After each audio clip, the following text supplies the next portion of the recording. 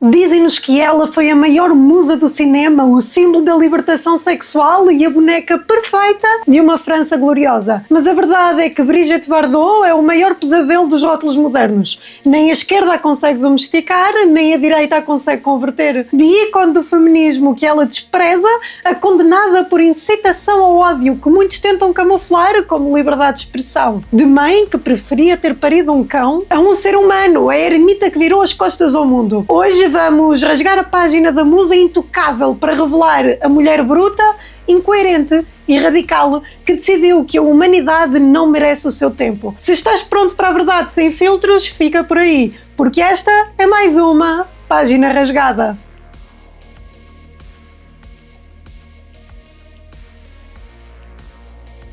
Antes de continuarmos, não te esqueças, deixa o teu like e o teu comentário, porque isso ajuda-nos a chegar a mais pessoas. E atenção, porque agora a nossa conversa não fica apenas pelo YouTube. Se queres realmente aprofundar-te nestes temas e ter acesso ao que o sistema tenta esconder, tens de te juntar ao Viriatis em viriatis.pt/de Sousa Viegas. Só por entrares no Viriatis e te tornares um viriato, já tens acesso a uma montanha de conteúdos gratuitos.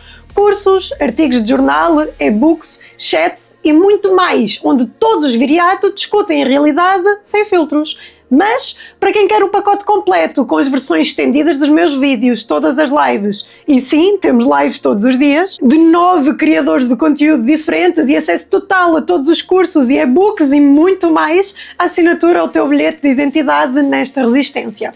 E porque eu quero que estejas lá connosco, usa o código de Sousa Viegas para garantires 10% de desconto na tua assinatura. Não fiquem apenas à superfície, tornem-se um viriato hoje e venham fazer parte da elite que pensa em viriatis.pt/de Sousa Viegas. É o primeiro link na descrição. Ora bem, vamos lá começar por desfazer o primeiro grande nó desta história. Se fores ao Google e escreveres Brigitte Bardot, vais levar com uma avalanche de fotografias a preto e branco, biquínis em Saint-Tropez e textos a dizer que ela foi a madrinha da revolução sexual. E de facto, foi. Em 1956, o filme E Deus Criou a Mulher não só criou uma estrela, como deu um nó cego na moralidade da época. Mas aqui é que a porca torce o rabo. A esquerda progressista olha para Bardot dos anos 50 e 60 e quer fazer dela um cartaz do feminismo moderno. Querem pintar a imagem da mulher que se libertou do patriarcado através do corpo. É uma mentira conveniente, mas ainda é uma mentira. A Brigitte nunca foi feminista. Aliás, ela tem um desprezo profundo por esse movimento. Ela não se libertou para servir uma agenda política. Ela era apenas ela própria, sem filtros e sem paciência para dogmas. Enquanto as feministas criam direitos coletivos e cotas, a Bardot queria apenas que a deixassem em paz para viver a sua vida bem libertina. Ela foi usada pelo sistema para vender bilhetes de cinema e uma ideia de liberdade que mais tarde o próprio sistema tentaria censurar. O que começou como uma boneca nas mãos de realizadoras transformou-se numa força da natureza que ninguém conseguia controlar. E para manter o foco e a energia enquanto rasgamos estas páginas, eu só confio na Prozis. Para quem quer começar o dia com clareza e sem perder tempo, a aveia instantânea em pó é a minha escolha. É combustível puro e prático para quem, como nós, não tem paciência para contos de fadas. Se queres fazer parte deste exército que busca a verdade com a energia a sério, usa o código de Sousa Viegas no site da Prozis e tens 10% de desconto em tudo. Só que quando a musa começou a abrir a boca para dizer o que realmente pensava sobre o estado do mundo, os mesmos que a aplaudiam por se despir no ecrã foram os primeiros a querer vesti-la com uma mordaça. Aqui é onde a narrativa da musa perfeita se desfaz em 1000 pedaços. Para o conservadorismo tradicional, a família e a maternidade são o pilar central da sociedade, o sagrado. Mas a Brigitte Bardot, ela pegou nesse pilar e partiu-o ao meio com uma honestidade que chega a ser brutal. Em 1960, quando ficou grávida do seu único filho, Nicolas, ela não viveu o milagre da vida. Viveu um pesadelo. Bardot descreveu a gravidez nas suas memórias como um tumor que se alimentava dela, um parasita que a estava a destruir por dentro. E ela não ficou pelas palavras. Quando o filho nasceu, ela recusou-se a amamentar e pouco tempo depois entregou a custódia total ao pai, Nicolas Charrier. Anos mais tarde, soltou a frase que ficaria marcado a fogo na sua biografia. Ela disse abertamente que teria preferido dar à luz um cão a ter tido um filho. É um soco no estômago, eu sei, mas é aqui que percebemos que a Bardot não quer saber de agradar ao conservadorismo, ao cristianismo, ou à moralidade da família tradicional. Mas a fratura não terminou aí. Em 1996, Nicholas levou a própria mãe a tribunal.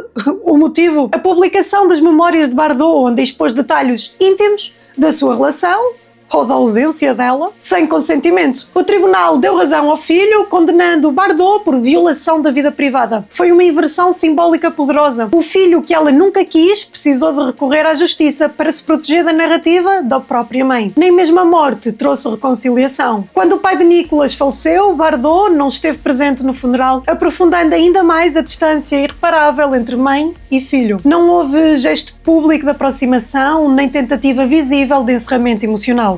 O silêncio foi quase total. Ela não tinha o instinto maternal que a sociedade exige e não sente a mínima culpa por isso. Para ela, a liberdade individual está acima de qualquer dever biológico ou social. Esta faceta mostra que ela não é uma heroína conservadora de bonecas de presépio.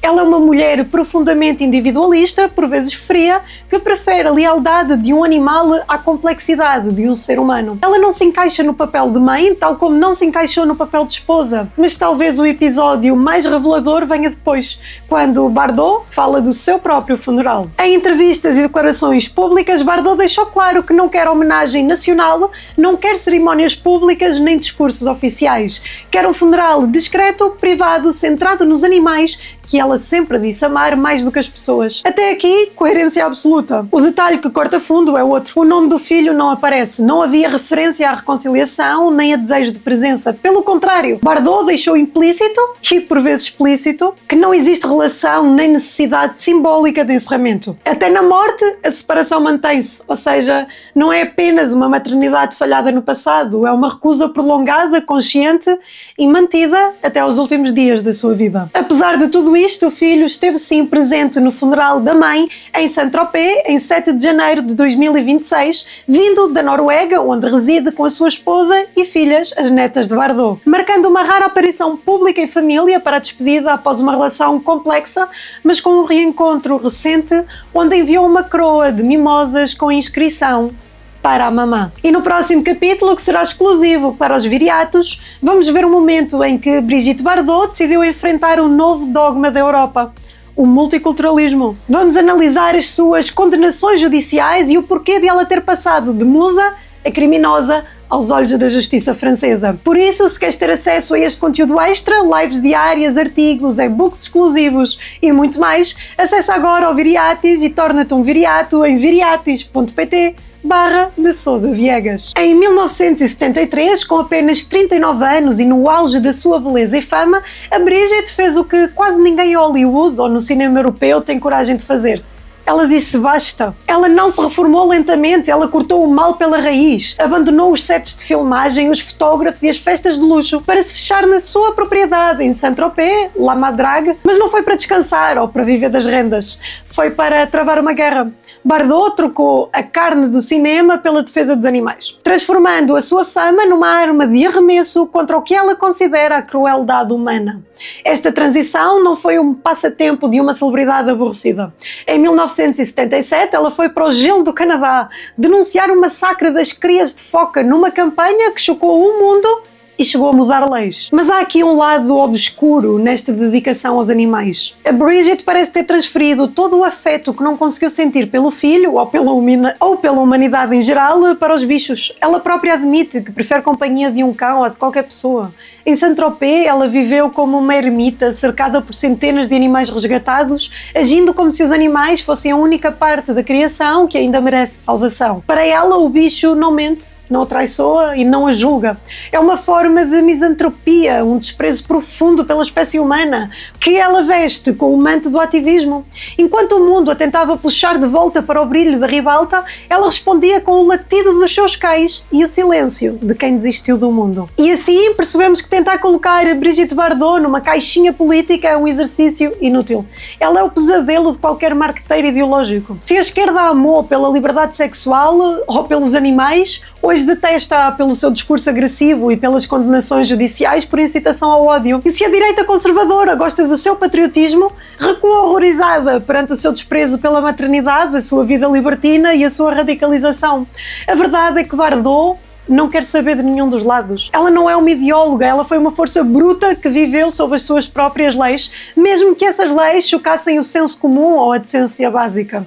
Ela olhava para o panorama político atual e não via aliados, apenas via, como ela própria disse, figuras de uma mediocridade atroz que não estão à altura do que ela considera ser a alma da França. A sua lealdade não pertencia a partidos ou a governos, mas sim a uma visão romântica e por vezes distorcida do passado e à pureza que ela só encontrava nos animais. Ela defendeu a França, mas preferiu a companhia de animais a qualquer compatriota. O seu legado não é um manifesto político coerente, mas sim a prova de que a liberdade individual levada ao extremo pode ser tanto fascinante como profundamente perturbadora. No final, Brigitte Bardot não é um exemplo a seguir, nem um monstro a ser totalmente apagado. Ela é uma página rasgada que nos mostra que a realidade humana é muitas vezes mais suja e complexa do que qualquer narrativa de bem contra o mal. O marido de Brigitte Bardot revelou numa entrevista à revista Paris Match que o ícone do cinema francês morreu aos 91 anos devido a uma doença oncológica e que não merecia sofrer. Embora não tenha especificado o tipo de cancro da mulher, Bernard Dormal disse que nos últimos dias Brigitte já se encontrava cansada e em sofrimento físico. Estou farta, quero ir embora, dizia a atriz. Dormal, que casou com um bebê em 1992, esteve ao lado da companheira até o seu último suspiro e revelou-nos as suas últimas palavras. Piu-piu, que era uma expressão usada pelos dois como simbolismo do amor que nutriam um pelo outro. Bernard Dormal, de 85 anos, contou que estava a dormir e quando acordou, apercebeu-se de que Brigitte já não respirava. Apesar da sua vida controversa, Bardot será para sempre uma referência do cinema francês e internacional. E eu espero que descanse em paz. A vida de Brigitte Bardot é o diagnóstico de uma sociedade obcecada por rótulos que ela simplesmente recusava aceitar. Nós desconstruímos a musa, a mãe e a ativista para encontrar uma mulher que no auge da glória preferiu o exílio e a polémica à hipocrisia de um pedestal. Ela provou que se pode ter um mundo aos pés e ainda assim escolher virar-lhe as costas para viver isolada. Se este vídeo te ajudou a perceber que a verdade histórica nunca é unidimensional, já sabes o que tens de fazer. Deixa o teu like, subscreve o canal e carrega no sininho para não perderes as próximas desconstruções. Eu quero ver esses comentários arder. A Bardot é uma visionária incompreendida ou apenas uma mulher amargurada que perdeu o norte? Partilha isto com aquele amigo que adora rotular toda a gente à primeira vista, porque aqui a conversa é sem filtros e com a verdade em cima da mesa. Esta é mais uma página rasgada da história da humanidade, onde provamos que a única coisa que não se pode domesticar é a vontade de alguém que decidiu há muito tempo que não deve nada a ninguém.